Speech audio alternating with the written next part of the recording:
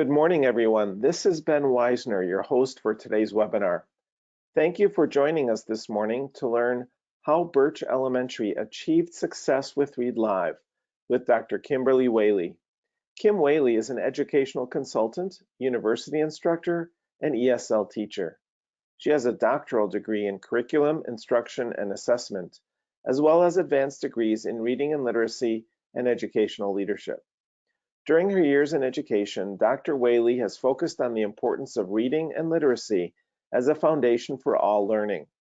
Today, she'll share her story of adopting and implementing Read Live as an elementary school administrator at Birch Elementary in Pine Tree Independent School District of Longview, Texas. During our presentation this morning, please feel free to ask any questions you may have using the questions tool in your meeting panel, and we'll make an effort to get back to as many of you as possible in the coming days with email responses to questions we may not be able to address today. Many of you have asked about a recording of this webinar. We'll be sending out follow-up emails with links to the recording in about 24 hours, so please look for that in your inbox. Feel free to share the recording with anyone at your school or district who you think would benefit from this very valuable information. And finally, if you are having technical difficulties, please contact GoToWebinar support. Their phone number is listed at the bottom of the meeting panel. And now, without further delay, I'm going to pass the microphone off to Kim Whaley, your presenter for today's Read Naturally webinar. Thank you, Ben, and thank you everyone for being with us today. I want to welcome you and tell you just how much I appreciate you being with me and everything that you're doing for your students right now. It is without a doubt a challenge for us all as we are kind of navigating our education system right now. But today I want to share with you the success that an elementary campus that I worked with for several years experienced using Read Live. You'll see right here on this first screen that I have, this is a picture of my principal and me. I'm on the right-hand side as we were starting the school year at Birch Elementary. And I was the assistant principal there. I went there in about 2014 and was just blessed to work with some of the most wonderful staff and students and families that I have had the opportunity to work with in my career. So I want to give you a little background about our school. Our school had an enrollment of about 740 students, and when I left, we were working with grades 1 through 4. It was a Title I bilingual campus, and the primary enrollment there, our students were very low socioeconomic status there. When I came in, we had a plethora of struggling readers. It was overwhelming to see so many students struggling and wondering what we could do as educators to figure out how we could make a difference for these students. Very, very, very difficult to determine what these students needed. So we had to go in and really dig to determine what was going on. There was many programs in place at that time. We're going to talk a little bit more about that a little later, but at the point in time when I came in, there was really a lack of consistency and fidelity in the programs that the district was overseeing. Just because I really think with all great intentions there, they were looking for everything they could do for students, and in that thought pattern, they were throwing a lot of different things there. And so when you have so many programs coming in, the consistency is not there, the fidelity is not there. And so what we were seeing is no significant student improvement. So when you think about this, you think about that typical RTI triangle. And what our RTI triangle looked like was this upside down triangle. It was just totally imbalanced. And so we had to find an answer for what to do for students. Now, as we started working and looking at the interventions that were there, Like I told you, our district secured several programs for us, different programs trying to meet the needs, like I said, all very well intentioned, trying to meet the needs of each individual student. Um, and so the directives that we received was to implement all those programs simultaneously. And I will tell you, as many of you probably already know, the outcomes were less than desirable. We see this over and over again. This is not the only district that I've seen this happen at. In fact, it's happened in the majority of districts that I've worked in. We're just trying to help students, trying to find out what we can do for them. And so here we came with one more program, and they said, hey, here's Read Naturally Live, and we want you to implement Read Naturally Live. So I'm going to tell you, when they did that, they just said, this is going to save the day. And here's my personal view. My personal view was my teachers are overwhelmed. And I just saw this as just another program. The teachers had enough on their plate. And you know, you guys have already handed us so many programs. Why is this one going to work when the other programs hadn't worked for us? So I'm a compliant person on the outside, but on the inside, I begrudgingly implemented this without hope for positive outcome. I was the naysayer in the room. I can tell you, I still can feel inside those negative feelings that I had, and that's horrible, I know, but I thought, I was overwhelmed. So if I was overwhelmed, my teachers were overwhelmed. And I just thought, here we go again. How are we going to do this? So these were the interventions that were in place. But I'm going to tell you something. As my negative attitude set on the inside of me and the smile was on the outside, and I said, we're going to do it, we're going to do it, we're going to do it, I was really pleasantly surprised over some time. And I really became a huge proponent of Read Naturally Live. Now, we primarily chose to use this with our third and fourth graders and with some of our second graders. And let me explain to you why those were chosen. We chose those because we only had so many seats. They only gave us so many seats. They had bought so many seats for the district, and then they allotted each campus just so many seats. And so we started looking at the logistics. We said, you know, how are we going to do this? Who do we want to target for this program? What is in play with this? Where are we going to do this? And here's the big one, guys. When are we going to do this? Because you know that your time is so jam-packed with everything that has to be done. Where are we going to fit in something else?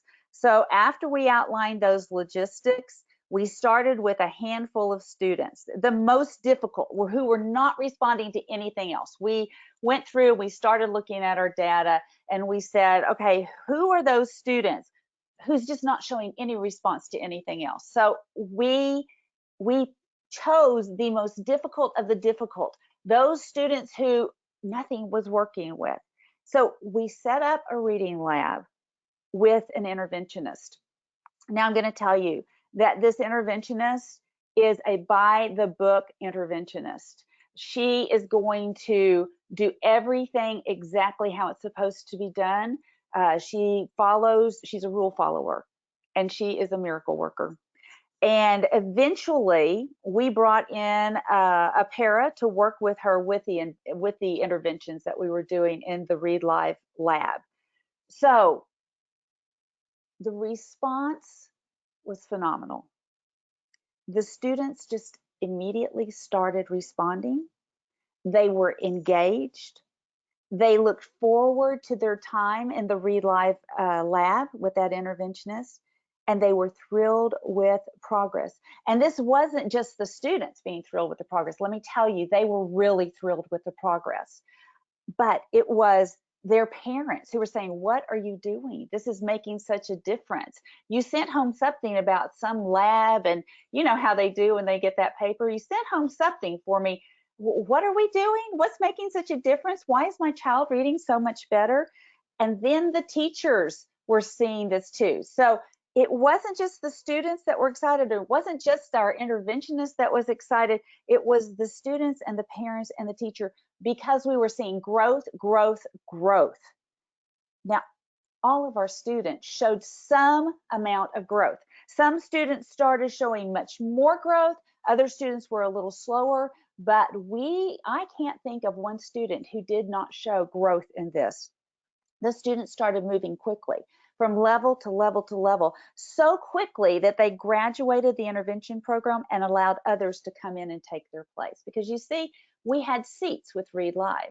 So once student A completed what they needed to complete, and we had them back on grade level and moving forward beautifully, we could bring in someone else who needed some intervention and some assistance and support. This program became a regular consideration in our RTI programs. People were clamoring to get in. We would come to our RTI meetings and teachers were begging to get their kids in the program. Don't you have space for me one more time? Every RTI program, every RTI meeting I had my interventionist in there, and she would push and pull and rearrange her schedule so that she could get these kids in the lab, because that was her passion. She wanted to help kids read, and she saw the significance of this program.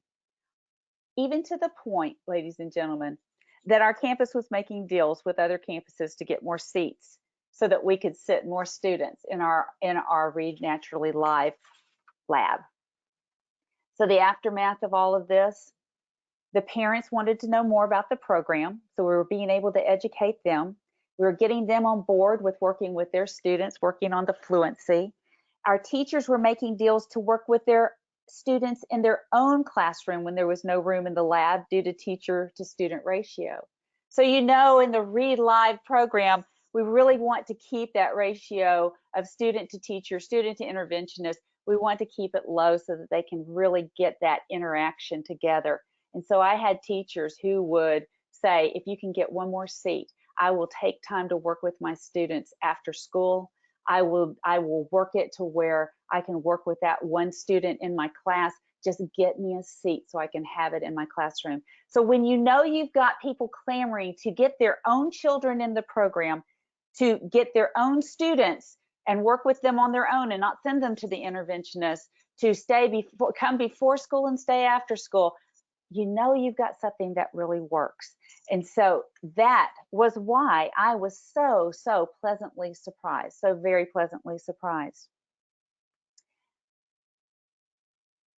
The one thing I want you to know, and it really sold me on this, I am a researcher at heart, not just because of my schooling, my education, but I love research. I've always loved research. And Read Naturally Live is based on solid research material that works. There is nothing that they do, nothing that they present that does not come from research-based information. And when you are using that research-based information, we know that it's solid.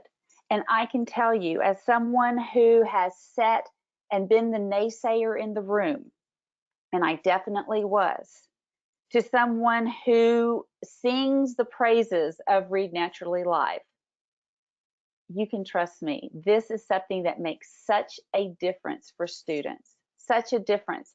And we saw such growth in our students, from those students that were struggling, to them coming out with these big grins on their faces and so much happiness and joy because they were not so frustrated in what they were doing and reading and such.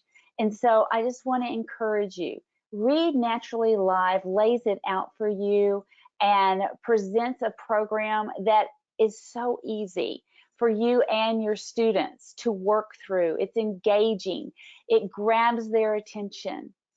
And as long as you are there to work it with your students, it's going to work. So I encourage you to use this program and use it very carefully and with fidelity. The students are going to need you. This is not just simply a program that sits your students on the computer and you go about your day. And that's probably the one thing I love about it so much. A computer program was never meant to solve the world's problem, sorry. But this program allows for the use of the computer and the engagement there, but also interaction with teachers and actually having that teaching component. So I hope by sharing today a little bit of my experience with Read Naturally Live, I hope that this will give you some insight if you're on the fence about should we go ahead and do this or shouldn't we. It'll let you know from the naysayer, I say go for it. It's wonderful. So let me ask now, are there any questions? Thanks, Kim. That was very helpful. I have a few questions here from the audience. Sure. One is regarding whether any phonics program, phonics support that you used for the students that were participating in Read Naturally Live as well. Yeah, so I don't know if you realize in Read Naturally Live, there is a phonics component. So those students who need that phonics, of course, we taught phonics in our classrooms, but those students who need that extra intervention, that extra phonics support, it is right there in the program for you. And so I encourage you to go to the Read Naturally website and go into the Q&A areas, the FAQs, and take a look, and you'll get the exact area where you need to set your student. But yes, they have great phonics support in the program itself. Okay, yes. There's the phonics series in Read Naturally Live, and then in Read Live currently, although I don't think that was in there when you were using it, Kim, there is also the Word Warm-Ups Live program that is now a part of Read Live as well. You're right, Ben. We didn't have the Word warm-ups at the time I was using it, but yes, we definitely use the phonics support. Okay, another question is how often should you be doing or working with students in Read Naturally Live on a weekly basis? Oh, that's a great question. You know what I say? I say the more the better. And ultimately, if you have carte blanche, then you need to get them in there 5 days a week. And what we did is we did not have carte blanche. We tried to get our students in 3 days a week, and we tried for 30 to 45-minute sessions, but not less than 30 minutes. But 3 times a week is what we did with them. We would have loved to have 5 days a week. We just needed to service more students than we had time. Okay. Several questions asking about tips for motivating students using Read Live. Oh, yeah. So the program in and of itself is very motivating just by virtue of the topic selections, and there's choice and goal setting. So let's talk about the topics. The passages are all the nonfiction passages, okay? And they are also engaging. I mean, research has shown that you want to use nonfiction to engage your students, and they have that at all the different levels. And that's what makes Read Live. You know, I told you guys we worked with grades 1 through 4, but for those of you out there who have older students, what I find is that when you have an older student who's reading at a lower level, it's very embarrassing to them to read some passages that may be a little more kiddish, I guess, quote unquote kiddish. But these passages, I enjoy reading these passages, even at the lowest level. I'm always learning something new when I've read these passages. And so just the passages themselves are very engaging. And then you think about there's so many options for students to choose. So when the options come up, they get to choose the passage they want to read. So they have several options that come up on the screen. They get to choose the passage they want to read. So the choice is there. So that is motivating. And then all the students set their goal. And you set that goal, you can talk to them and bring them into this process to give them more ownership. But I know what you're saying. You're saying, you know, sometimes that's not enough motivation. So some of the things that that we've done are have a chart, and students can put stickers or color in their charts and see that. And as well as when they see fluency go up, they see the graph growing and showing that they're getting closer and closer to their goal. We've also had our students actually graph in a journal so that they are actually literally physically graphing that too. So they are seeing that, they're touching it. That's that tactile kinesthetic kind of connection there. We have had races to meet checkpoints. So, you know, setting up a race track and then having students move their name forward. You could have tickets for a weekly drawing. So once you finish one of your sessions, or you know, you're successful, you meet a certain point in your session, maybe you get a ticket, they put their name in it, drop it in a bucket, and you do a drawing once a week. You know, when you draw for things, it doesn't have to be costly. You can have a treasure chest. They just love getting something. You could give them some free time. You could let them have a choice, and on their ticket, they could choose what you're drawing for. So go out to Pinterest and see some of those free choices, free student reward choices. They're out there. So those are some things that we did for motivation. Okay, yeah, that's very helpful. And I should also mention that there are a number of motivation tips that you can find on our website. Specifically, if you go to our blog section of the website and just search for motivating or motivation, we have a number of articles, and also from other teachers as well that provide some additional tips. Sure. So questions about fidelity, I'll ask one specifically here. How many teachers or instructors per student? In other words, what was the instructor to student ratio? What did it look like when kids came in to do Read Naturally Live? Yeah, so we really worked hard to keep it at about 8 students per instructor, and that's why we put the para in with our interventionist. There were times that we got up to 10 students per instructor. It's, you know, optimal, we like to keep it at 8. That's why I told you some of my teachers were making deals that, hey, if you can just get it on my computer in the classroom, I'll spend time with my one student that needs this, that you can't get into the program. But like I mentioned earlier, our interventionist was very much a rule follower. If the program said we need to do this, then that's how she was going to do it. So I just want to point out that at readnaturally.live there is a fidelity checklist. It's a good one. It really is good. Go out there and just in the little search bar, just put fidelity checklist, and once you search, it's going to pop right up. It is a great checklist to make sure you're doing everything you need to for Read Live. So it's right there. But fidelity, doing this with fidelity, to me, is the key to it. If you just go in and you just have to do some things and you're like, hey, just do it, I'm going to sit over here at my desk, it's not going to work. But if you really address this and go forward as I'm going to do this exactly how the program is intended to do, because remember, the program is research-based. And so they put Read Naturally has put a lot of time and effort into making certain that we're very aware of each step that should be accomplished. So as long as you do that and you follow the steps and you interact with the student in the way it's supposed to, this is not a program that you can just set the child on the computer and just say go for it, because the computer program's not going to teach a child. It really does take the teacher overseeing this and working with the child and listening to the child read and going through those miscue analysis with them and things like that. So the fidelity is a huge deal with this program.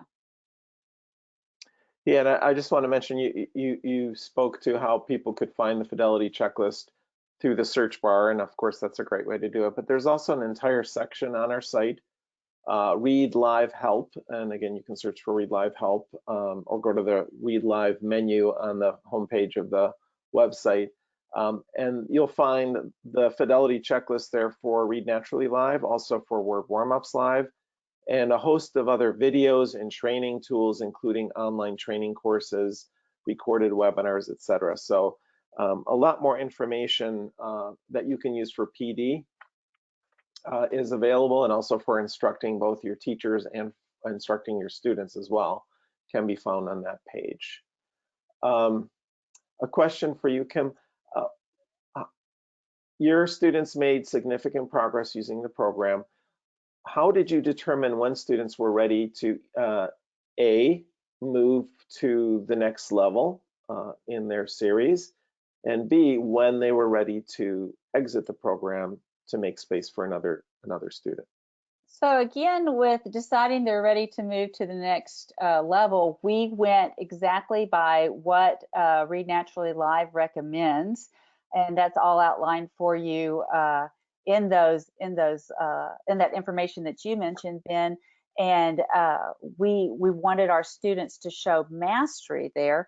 And then, as far as determining when they were ready to exit the program, that was a determination made by the RTI committee because we did get to the point where no students entered this program unless they were in RTI. And so that was decided by the RTI committee. But I can tell you, as the person who oversaw the RTI committees, they had to be moving forward consistently and making progress. And we looked at their grades in class, not only just what they were doing in the lab, but also their grades in class and input from their teacher in class, how they were doing there. And they had to be pretty much on grade level or showing progress. And we always retained the right to put them back in if they faltered too much. But we really watched them and really evaluated not just their success in the program, but their overall success in reading in the classroom and in the program, and got a lot of input from everyone on the committee, which also included input from their parents on how they were doing at home with their homework and such. Yes, that's really helpful. And again, I want to mention that the information about progress monitoring and determining where to place students when they're initially starting the program, and also how to determine when students are ready to move to a different level, or when students are ready to advance in terms of their words correct per minute goal. All of those can be found, all of that information can be found in detail and with a lot of supporting materials in the free online training course that is set up on our website. So again, if you go to the Read Live help page, look for the online training course for both Read Naturally Live and Word Warm-Ups Live. The training course for Read Naturally Live takes about 3 hours, and the one for Word Warm-Ups Live takes about 2 hours, but you can do that at your own pace. When you have moments to spare, you can do one section at a time. And at the end of completing each of those courses, you will receive a certificate that you can use for your PD hours. So again, a lot of detailed information about both placement and progress monitoring are available in that online course on our website. So I think we've reached our limit here for our time together. Thanks again, Kim, for sharing your story. Lots of helpful and interesting information about your experience with Read Live. And thanks to everyone for attending our webinar today. Another reminder that we'll be sending out follow-up emails with links to the recording in about 24 hours. So please look for that in your email inbox. Feel free to share that recording with anyone at your school or district. Also, if you could, please respond to the survey that will appear on your screen as you exit the webinar, so we can continue to improve this educational experience for all of you in the future. Thanks again, everyone. Have a wonderful rest of your day. Bye-bye. Thanks, Kim. Thank you, Ben.